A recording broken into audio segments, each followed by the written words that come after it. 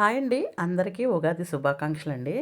మన ఉగాది పచ్చడికి మళ్ళీ మీ జీవితాల్లో అన్ని రసాలను ఆస్వాదిస్తూ ఆనందించాలని మనస్ఫూర్తిగా కోరుకుంటూ, నిజానికి ఉగాది పచ్చడి తీరు మారింది. ఒక్కొక్కరు ఒక్కో తీరున చేస్తూ ఉంటారండి. నేను మీకు నిజమైన తెలుగువారి ఉగాది పచ్చడి చెప్తున్నాను.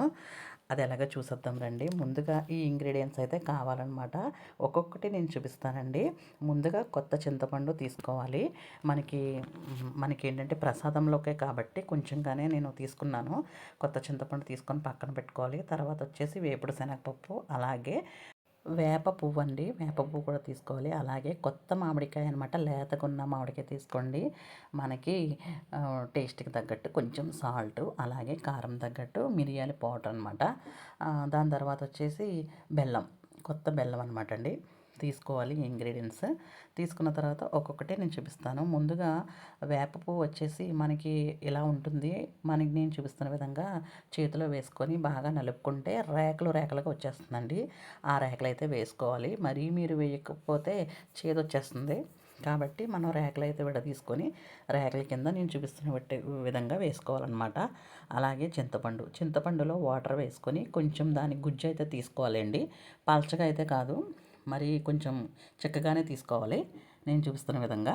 తర్వాత వచ్చేసి ఒక బౌల్లో నేను తీసుకున్న చింతపండు రసాన్ని వేసుకోవాలి. వేసుకున్న తర్వాత అలాగే వేప పువ్వు కూడా వేసుకోవాలన్నమాట, నలిపి పెట్టుకున్న వేప పువ్వు. దాని తర్వాత కొంచెం సాల్ట్ వేసుకున్న తర్వాత కొంచెం మనం కారంకి మిరియాల పౌడర్ కూడా కొంచెంగా వేసుకోండి, ఒక హాఫ్ టేబుల్ స్పూన్. వేసుకున్న తర్వాత మనకి తీపి కోసం బెల్లం కూడా వేసుకొని కొంచెం సేపు అయితే కలుపుకోవాలండి, బెల్లం కరిగేటట్టు.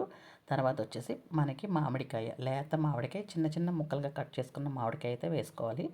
అలాగే వేపుడు శనగపప్పు, ఆరు మీరు పుట్నాల పప్పు అని కూడా అంటారు, అది కూడా వేసుకోవాలన్నమాట. వేసుకొని మొత్తం బెల్లం కరిగేటట్టు మొత్తం ఇంగ్రీడియంట్స్ అంతా బాగా కలుపుకోవాలండి. అంతేనండి, మన శాస్త్రమైన ఉగాది పచ్చడి తయారు. ఇందులో ఇంతకు మించి ఏం వేయకూడదండి.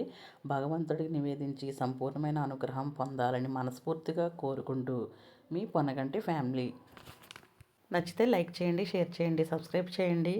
అందరికీ ఉగాది శుభాకాంక్షలు మరొకసారి.